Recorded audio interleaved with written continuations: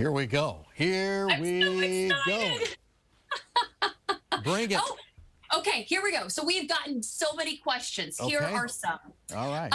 These are a little bit more serious. Uh-oh. William Dunn wants to know, what news story has touched you the most on a personal level? Colleen, I share this over and over with people that have asked this over the years. One of the first stories I did over 20 years ago was with Adrian Regier, a young man paralyzed in a high school football game from Madrid, Nebraska. Adrian was paralyzed from the neck down. I went out and did a story with him, Colleen, and his family was around him. His sister supported him. He relied on his faith. This young man, it really spoke to me, and it does to this day, that family was faced with a really set of adverse situations and then have developed it into something so special, and what a wonderful story. And from what I understand, he's doing well to this day. So, oh, that's Adrian great. Regier, yeah. Yeah, very inspirational. Well, let's just switch gears then. What's your favorite mess up during broadcasting, and not necessarily you messing up? Oh, well, I'll give you my messing up. Oh, okay. Absolutely, Colleen.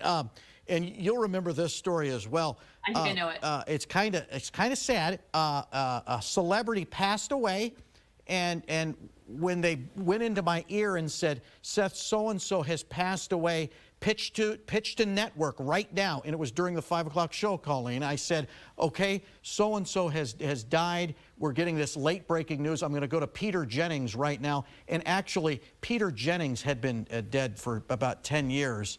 And it was Charlie Gibson who I was supposed to be pitching to. Well, maybe Peter and the person who just passed away really were communicating. Maybe so. Who knows? We don't know. I don't know. This is the question. It's up to you whether or not to answer it. Okay. Seth, did you ever have a guest or interviewee who really made you mad, but you had to keep your cool? If so, let's let that person have their moment in the spotlight. I love it. I love whoever asked this question. Is fantastic. I'll tell you this. Anybody that's been on air, no one's made me angry, even though some of my questions may have maybe gone sideways or whatever. They might be upset with me. That's fine or whatever. But a gentleman who said no to my interview after agreeing to it was George Jones. The possum. The possum, the country crooner. I was set to interview him, and then I was there. They said, "Seth, he doesn't want to talk to you anyway, but you can go shake his hand." I said, "No thanks. I'm that upset. I'm leaving out of the arena." I remember that. Yep. Okay. How petty is that?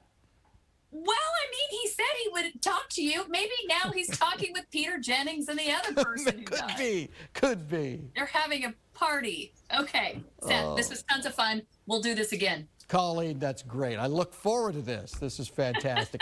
And at the end of the month, I'm looking forward to this. I'll be making my way back to our old stomping grounds of McCook for the Heritage Days Festival. I'll be on the bandshell stage, Norris Park in McCook, Sunday, September the 26th. I'll be sitting down with NTV Assistant News Director Chris Wagner, not shown here, to discuss my career and time here at NTV News.